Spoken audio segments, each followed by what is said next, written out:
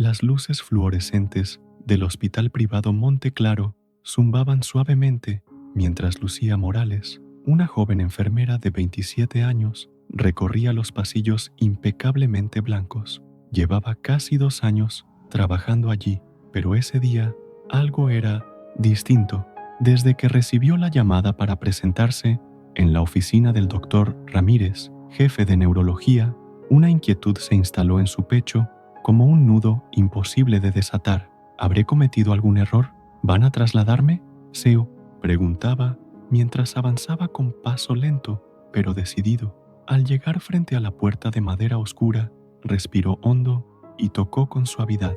Una voz grave desde dentro le indicó: «Adelante». Lucía entró y encontró al doctor Ramírez de pie, junto a una gran ventana. Tenía las manos entrelazadas a la espalda y la mirada fija en el horizonte de la ciudad. La oficina olía a antiséptico, caro y cuero envejecido, y el ambiente parecía más denso que de costumbre. «Lucía», dijo al fin, girándose hacia ella con su rostro imperturbable, «tenemos un paciente que requiere atención especial, pero no es un caso cualquiera. Necesito saber si estás preparada para una responsabilidad diferente a todo lo que has hecho hasta ahora». Lucía frunció el ceño, desconcertada. «¿Qué tipo de paciente es?». El doctor señaló el grueso expediente sobre su escritorio.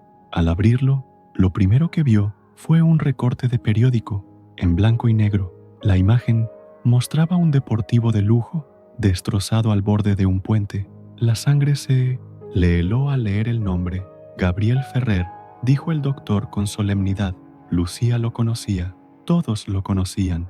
El magnate tecnológico que había revolucionado el sector financiero digital antes de cumplir los 33. Un genio, un millonario, y desde hacía un año, un hombre atrapado en el más profundo de los silencios. Después de que su coche se precipitara en plena madrugada, su familia casi no lo visita, continuó el doctor Ramírez, y el personal médico, para ser honesto, hace lo justo. Pero este hombre necesita a alguien que le dedique tiempo, que lo trate como un ser humano, no como un cadáver con latidos. Lucía tragó saliva.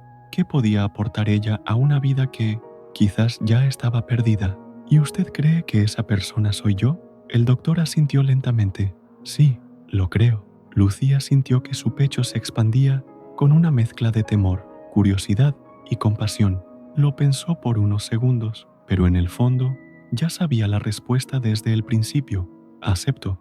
«Bien», dijo el doctor, con una leve inclinación de cabeza. «Tu turno comienza esta misma noche». Esa noche, el ascensor la llevó hasta la planta más alta del hospital, reservada solo para pacientes VIP. Al salir, lo primero que notó fue el silencio.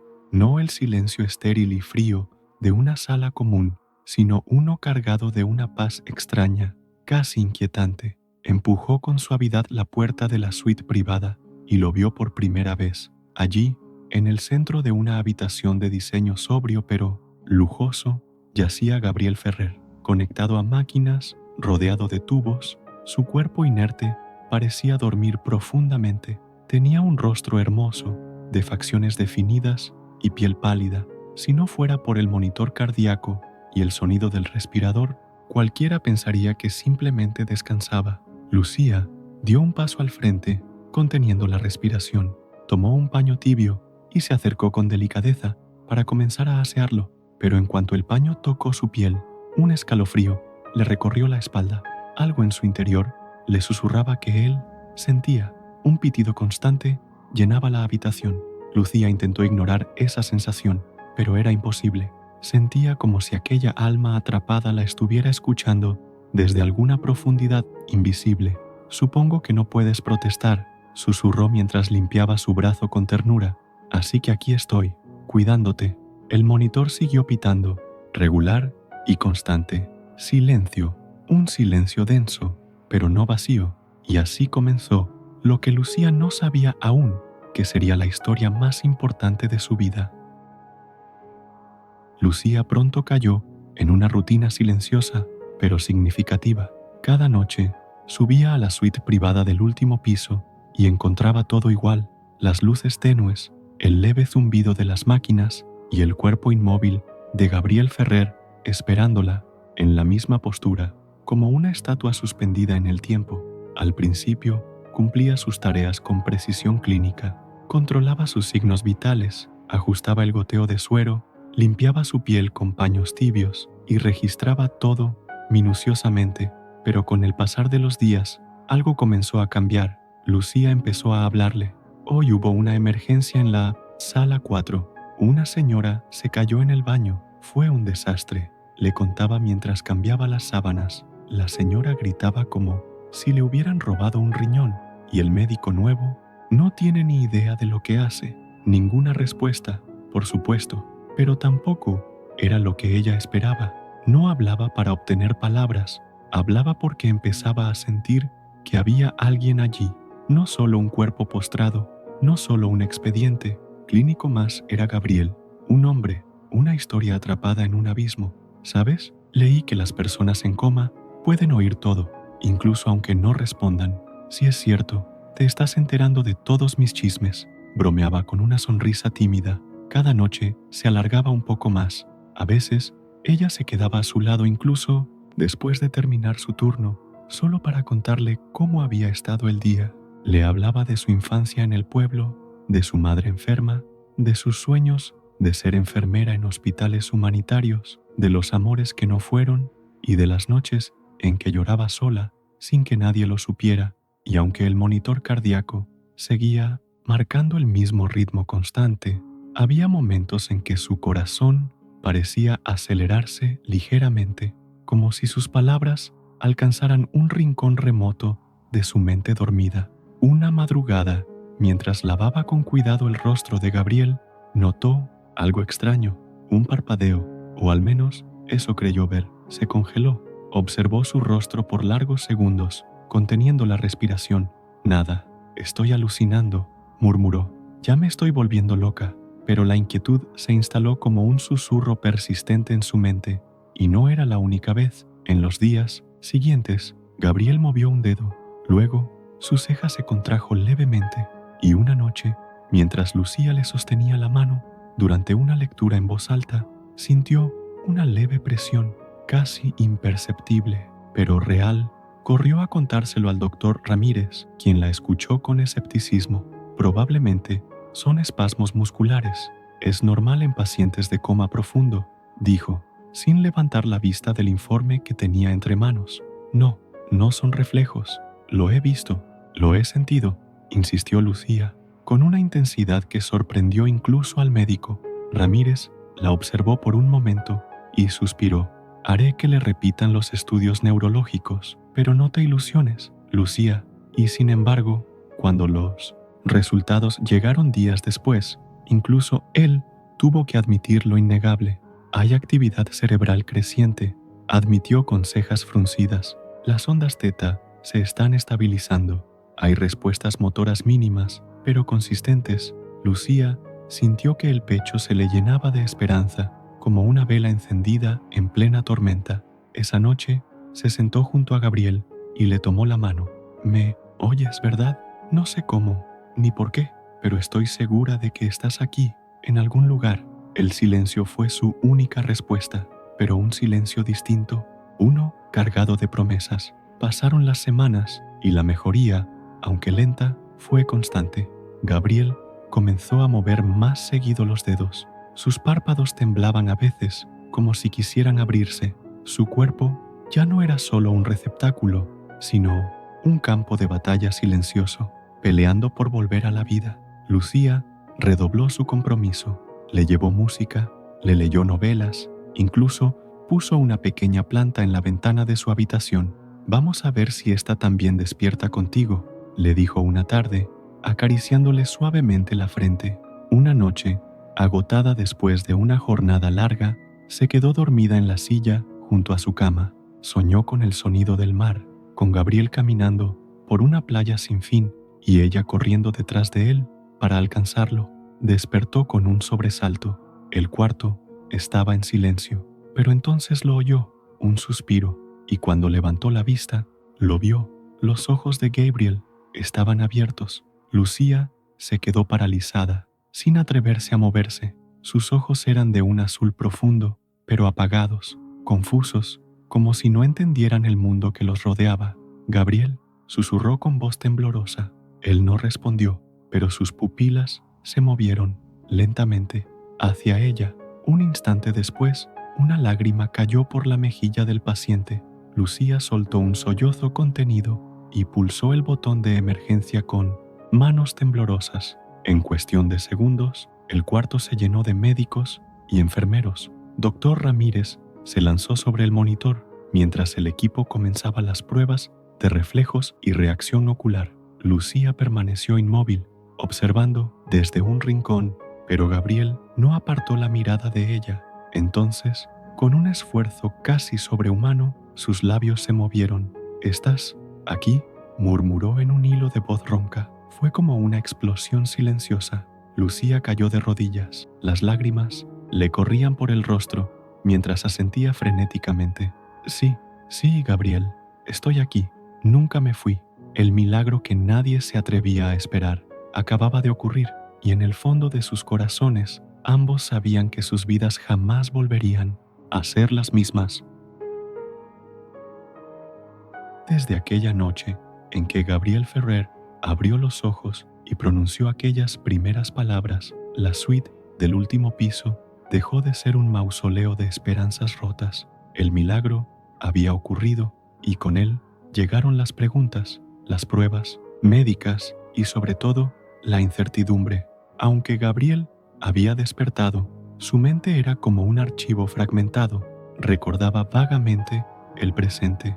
Reconocía el rostro de Lucía como alguien familiar, aunque no podía ubicarla en su vida anterior. No recordaba el accidente, ni cómo había llegado al hospital, ni siquiera quién era en esencia. «¿Cuál es la última cosa que recuerdas?», le preguntó el doctor Ramírez durante una sesión de evaluación neurológica. Gabriel apretó los ojos con fuerza, como si intentar escarbar en su memoria le causara dolor físico.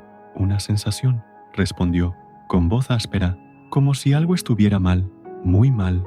«Recuerdo luces, lluvia y un miedo profundo».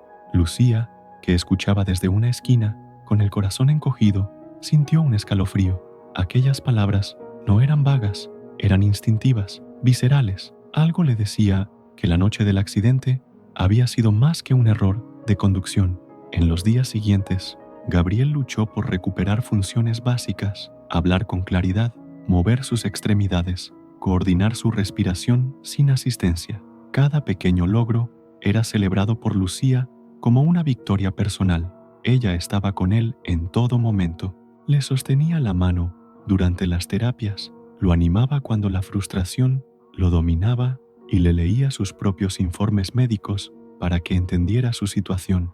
Pero no todo era progreso. Las noches traían pesadillas, gritos ahogados, sudores fríos. Gabriel despertaba temblando, su cuerpo empapado, su mente llena de imágenes que no lograba interpretar del todo. Un volante girando violentamente, el sonido de un metal retorciéndose, una sombra al borde del camino. Lucía intentaba calmarlo. «Estás a salvo ahora, todo eso ya pasó», le susurraba mientras le acariciaba el cabello. «Nadie va a hacerte daño aquí». Pero Gabriel no podía deshacerse de la sensación de que no había sido un accidente. Una tarde, mientras Gabriel dormía, Lucía bajó al archivo clínico del hospital. Sabía que no debía hacerlo sin autorización, pero no podía ignorar esa espina en su pecho. Solicitó el expediente del paciente con su credencial y tras varios minutos de espera, recibió una carpeta sellada con etiquetas de confidencialidad. La abrió lentamente. Entre las hojas, encontró informes policiales, reconstrucciones de la escena del accidente, exámenes toxicológicos y un detalle la hizo detenerse en seco. Los frenos del coche de Gabriel no fallaron por desgaste, habían sido manipulados. Lucía sintió que el estómago se le contraía. Las pruebas eran claras. Alguien había querido que Gabriel muriera esa noche. Volvió a la suite con pasos temblorosos. Gabriel aún dormía, con el rostro más sereno que en días anteriores. Lucía se sentó a su lado, observando su perfil. «Te quisieron matar», susurró, como si necesitara decirlo en voz alta para creerlo. «Y tú no tienes idea de quién». ni por qué. Los días siguientes se volvieron más intensos. Gabriel ganaba más autonomía, se sentaba por sí mismo, leía frases cortas, comenzaba a reconocer rostros del personal y, sin saber muy bien por qué, buscaba a Lucía con la mirada cada vez que ella se ausentaba por unos minutos. «¿Por qué estás aquí?», le preguntó una tarde mientras ella le ayudaba a caminar por el pasillo. «Porque eres mi paciente», respondió ella con una sonrisa. «No, no me refiero a eso. Estás aquí, más allá de tu trabajo». «Lo sé». Lucía se detuvo, lo miró con ternura, pero también con un toque de tristeza. «Porque me importas, Gabriel, porque desde el primer día supe que había algo en ti que no se había rendido, y porque mientras todos te veían como un cuerpo dormido, yo te vi como una vida esperando despertar». Gabriel bajó la mirada. Su garganta se cerró con un nudo de emociones que no sabía cómo nombrar. «Gracias», dijo simplemente, pero en su interior algo mucho más grande comenzaba a tomar forma. Fue en una de esas noches calmas, cuando el cielo estaba cubierto de nubes, que ocurrió lo inesperado. Gabriel, que ya podía sostener conversaciones cortas, le pidió a Lucía que se sentara a su lado. Le ofreció su mano. «¿Puedo hacerte una pregunta personal?». «Depende de lo personal que sea», bromeó ella, tomándole la mano sin pensar. «¿Tienes miedo de quedarte sola?». Lucía se quedó en silencio por varios segundos. Luego asintió. «Mucho, pero he aprendido que peor que estar sola es estar con alguien que no te ve». Gabriel la miró fijamente. Su mirada ya no estaba perdida. Era profunda, intensa, humana. «¿Y tú me ves a mí?», susurró. Lucía tragó saliva, sintiendo cómo su corazón latía con fuerza. Desde el primer día fue un instante breve. No se dijeron más palabras, pero en ese silencio se dijeron todo. Al día siguiente, Gabriel pidió ver los archivos del accidente. Quería respuestas, pero lo que encontró fue devastador. Una transferencia bancaria a nombre de un ex empleado despedido un mes antes del accidente, y detrás de esa transferencia, el nombre de Alonso Ferrer, su medio hermano, actual director interino de Ferrer Tech. Gabriel dejó caer los papeles con las manos temblorosas. «Él me quiso muerto». Lucía no necesitó palabras. Le tomó la mano con fuerza. Sabía que, desde ese momento, todo cambiaría. Gabriel ya no era un paciente en recuperación. Ahora era un hombre que había despertado no solo del coma, sino de la mentira que había envuelto su vida. Y con Lucía a su lado, estaba decidido a recuperar su memoria, su empresa y su verdad. El sol de la mañana apenas tocaba los ventanales del hospital cuando Gabriel Ferrer pidió que lo ayudaran a sentarse frente al escritorio portátil de su habitación. Ya no era solo un paciente luchando por recuperar su cuerpo, sino un hombre decidido a reconstruir el rompecabezas de su vida, una vida que, ahora sabía, alguien había intentado arrebatarle. Lucía entró con una bandeja de desayuno, pero se detuvo al ver la seriedad en su rostro. ¿Ocurre algo? Gabriel alzó la vista. Sus ojos, antes apagados por la fragilidad de la recuperación, ahora brillaban con una determinación feroz. «Necesito hablar contigo y necesito que seas honesta». Lucía dejó la bandeja sobre la mesa. «Siempre lo soy». Él señaló los documentos esparcidos, informes de la empresa, resúmenes de movimientos financieros y registros de empleados. «¿Tú sabías que Alonso?». Lucía bajó la mirada. Sus dedos se entrelazaron nerviosamente. «Lo supe hace unos días. No quería decirte hasta que estuvieras más fuerte, pero sí, las pruebas apuntan a él». Gabriel asintió lentamente, procesando el peso de la traición. «Mi propio hermano, el único lazo familiar que me quedaba, y quiso matarme». Lucía se sentó a su lado. «¿Qué vas a hacer?». Gabriel se volvió hacia ella, sus ojos cargados de dolor y determinación. «Voy a enfrentar la verdad y voy a recuperar lo que es mío». Con ayuda del doctor Ramírez y de Lucía, Gabriel solicitó una reunión confidencial con un investigador privado. En los días siguientes, el hospital fue escenario de reuniones discretas, llamadas cifradas y silencios cargados de sospechas. El investigador trajo más pruebas, correos electrónicos interceptados, grabaciones de conversaciones ambiguas y transferencias de dinero a cuentas en paraísos fiscales. Cada nuevo hallazgo dibujaba con mayor claridad el plan de Alonso. Había tomado el control de Ferrer Tech bajo la apariencia de un pariente preocupado, pero en realidad había estado desmantelando la empresa desde dentro, desviando fondos y asegurando su poder. Gabriel, sin embargo, ya no era el mismo hombre confiado de antes. Despertar del coma había sido más que un renacer físico, fue también un despertar espiritual y emocional, y con Lucía a su lado ya no sentía miedo. Una noche, mientras ambos caminaban por el pequeño jardín del hospital, Gabriel se detuvo frente a una fuente iluminada tenuemente por luces blancas. ¿Sabes lo que más me dolió de todo esto?, preguntó de repente. Lucía lo miró con atención. Que Alonso no me odiaba por lo que yo era, sino por lo que él no pudo ser. Su envidia fue más fuerte que nuestro lazo de sangre. Lucía bajó la mirada. Había algo devastadoramente triste en esas palabras. Gabriel le tomó la mano. Y tú entraste en mi vida cuando todo estaba oscuro y me iluminaste. Lucía sintió un nudo en la garganta. Solo hice lo que sentí que debía hacer. Hiciste mucho más. Me devolviste la vida. En ese instante, sus manos se entrelazaron sin esfuerzo, como si siempre hubieran pertenecido una a la otra. Y fue ahí, bajo el cielo nocturno del hospital, que Gabriel supo con certeza algo que ya latía en su pecho. Lucía no era parte de su recuperación, era parte de su destino. Los días siguientes fueron vertiginosos. Gabriel firmó su alta médica. Aún débil, pero determinado, dejó el hospital y se trasladó discretamente a una propiedad segura, mientras sus abogados preparaban la ofensiva legal contra Alonso. Lucía, aunque con el corazón apretado por la separación, seguía presente. Gabriel la llamaba cada noche, leía los avances de su caso con ella y le pedía que fuera su ancla. No quiero perderme en el odio, le confesó por teléfono. Necesito que tú me recuerdes quién soy ahora. Y Lucía, sin importar la distancia, seguía siendo su faro. Finalmente, la confrontación llegó. Una sala de juntas, varios abogados, documentos apilados sobre la mesa, y frente a Gabriel, Alonso Ferrer, con una sonrisa irónica y una copa de coñac en la mano. Vaya, el muerto volvió, dijo con desdén.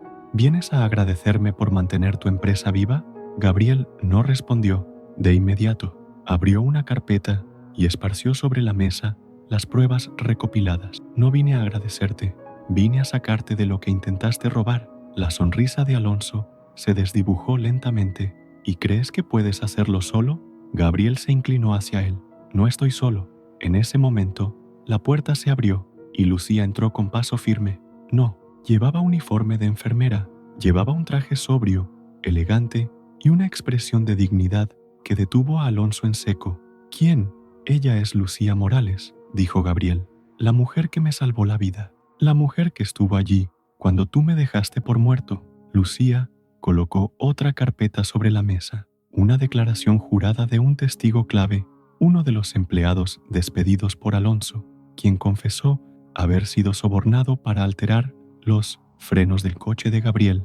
El silencio se volvió abrumador y entonces llegaron los oficiales. Alonso fue arrestado entre gritos, amenazas y una rabia ciega que ya no tenía poder. Horas más tarde, Gabriel y Lucía se encontraron a solas en Milino, el jardín del edificio corporativo. Se acabó, dijo él con la voz quebrada. Todo terminó. No, todo comienza, Gabriel, respondió Lucía, acariciándole el rostro. Él sonrió, y por primera vez en meses, su sonrisa no escondía dolor.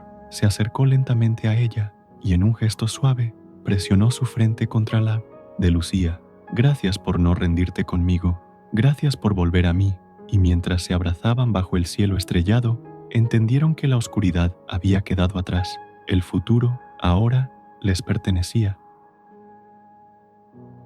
Habían pasado semanas desde que Alonso Ferrer fue detenido y las pruebas de su traición salieron a la luz. La noticia recorrió los titulares de los principales portales financieros del país. El hermano del magnate tecnológico intentó asesinarlo para quedarse con su imperio. El escándalo había sacudido la opinión pública. Gabriel Ferrer, que muchos daban por muerto o en estado vegetativo permanente, había regresado. No solo había sobrevivido, sino que volvió más fuerte, más humano y más determinado que nunca. Ferrer-Tech, bajo su dirección, comenzó una reestructuración completa. Gabriel no solo retomó las riendas con firmeza, sino que también incorporó una nueva filosofía, humanidad, empatía, propósito, pero había algo aún más transformador ocurriendo, algo que los periódicos no relataban.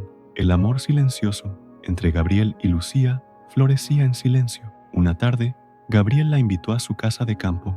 No era un palacio lujoso, como todos esperaban. Era un chalet rústico y acogedor en lo alto de una colina, rodeado de árboles antiguos y un lago tranquilo. Lucía dudó al llegar. ¿Estás seguro de que quieres que esté aquí? Gabriel la miró con ternura. Lucía, ya no estás en mi vida como cuidadora, estás como parte de mi vida. Ella sonrió, sin decir nada, pero su corazón latía desacompasado. Dentro de la casa, él mostró álbumes antiguos, fotos de infancia, recuerdos de una vida que aún intentaba recuperar por completo. Quiero que conozcas quién era yo, dijo, abriendo un álbum de cuero desgastado. Lucía pasó los dedos por las fotos. Un Gabriel sonriente, en una bicicleta, a los 7 años, un adolescente con ojos melancólicos sosteniendo un trofeo, un joven empresario siendo ovacionado en un evento internacional. Siempre estuviste muy solo, susurró. Gabriel asintió, y siempre pensé que eso era parte del precio del éxito, hasta que tú apareciste y me mostraste que la vida no se mide en contratos o logros, sino en quién sostiene tu mano cuando estás en el fondo del pozo. Esa noche, sentados junto a la chimenea, el silencio entre ellos era reconfortante. Lucía lo miró. Gabriel, ¿alguna vez pensaste en empezar de nuevo, contigo, todos los días? Ella sonrió, pero pronto sus ojos se volvieron serios. No soy rica, no soy de tu mundo, solo soy una enfermera que decidió cuidar de un hombre en coma y se enamoró de él, sin saber si alguna vez volvería a respirar por sí solo. Gabriel se acercó despacio, tomó su rostro con las manos y dijo, y yo soy un hombre que lo tenía todo y solo descubrió lo que realmente importaba cuando lo perdió todo. Tú me viste cuando era solo silencio, solo carne y huesos atrapados a una máquina, y aún así te quedaste. Lucía no pudo responder. Las lágrimas comenzaron a correr por su rostro. Me salvaste, dijo él, apoyando su frente en la de ella, y tú me diste un motivo para creer que el amor verdadero existe. Y entonces, finalmente, sus labios se tocaron. Fue un beso lento, cargado de todo lo que vivieron, de todas las noches de incertidumbre, de todas las palabras no dichas, mientras él dormía y ella esperaba. Un beso de reencuentro entre dos almas que se encontraron en el dolor, pero decidieron caminar juntas en la luz. Los días siguientes, en el chalet, fueron como un sueño. Hacían largas caminatas entre los árboles, tomaban café en la terraza, observando los pájaros, y reían juntos de cosas simples. Gabriel, antes tan rígido, ahora sonreía con facilidad. Lucía, antes tan contenida, ahora cantaba mientras preparaba la cena. Era como si el mundo finalmente tuviera sentido, pero el verdadero cambio vino cuando Gabriel la llevó al centro de la ciudad. En una tarde especial, la condujo hasta una construcción en remodelación, donde obreros trabajaban con dedicación. ¿Qué es esto?, preguntó ella. Es la nueva ala del Hospital Monteclaro. Yo la financié. Lucía abrió los ojos. ¿Estás haciendo una donación? No, estoy haciendo una inversión en lo que realmente importa. Y estoy nombrando el ala en honor a la persona que me mostró lo que es la humanidad. Él tiró de una lona. La placa dorada revelaba Unidad de Cuidados Lucía Morales, por aquel que nunca se rindió. Lucía se llevó las manos a la boca. El impacto del homenaje la hizo llorar ahí mismo, en medio del ruido de los obreros. Gabriel se acercó, le tomó las manos y habló con firmeza. Tú no solo salvaste mi vida, salvaste quién era yo, y ahora quiero pasar el resto de mi vida devolviendo eso. Lucía no pudo responder, solo pudo abrazarlo. En ese momento, en medio del concreto y las esperanzas levantadas, supo, su amor había sobrevivido a un coma, a una traición, a un mundo entero de diferencias, y ahora florecía en plenitud.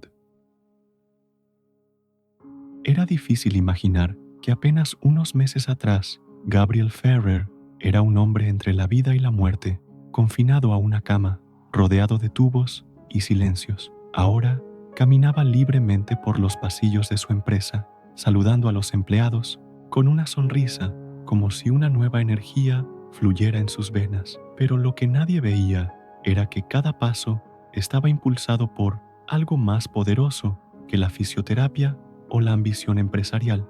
Era Lucía.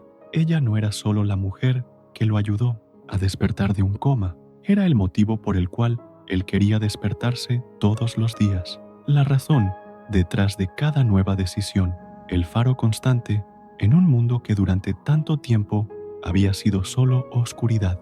Una mañana tranquila, Gabriel la invitó a un paseo en barco. El lago al sur de la ciudad era un lugar casi mágico. Las aguas eran claras, rodeadas de colinas verdes y flores silvestres. Lucía, acostumbrada al hospital y a la rutina, se sorprendió con la invitación.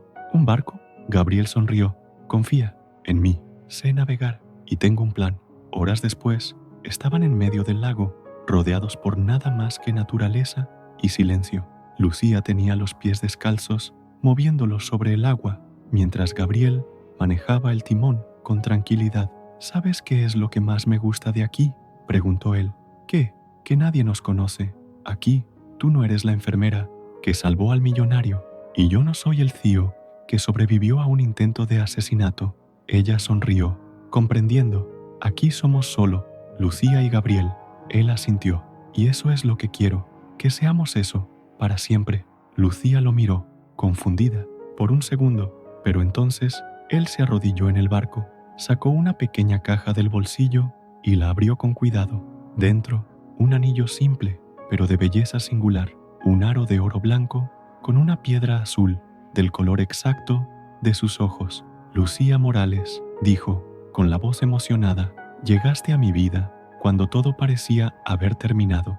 Me viste cuando nadie más quiso mirar, me escuchaste cuando no podía hablar y me diste amor, incluso antes de que supiera quién era. Ella se cubrió la boca con las manos, los ojos llenos de lágrimas. No estoy seguro de lo que el futuro nos depara, continuó él, pero si tú estás en él, sé que todo tendrá sentido. ¿Quieres casarte conmigo? Lucía lloraba sin parar. Sí, susurró. Sí, Gabriel, 1000 veces. Sí.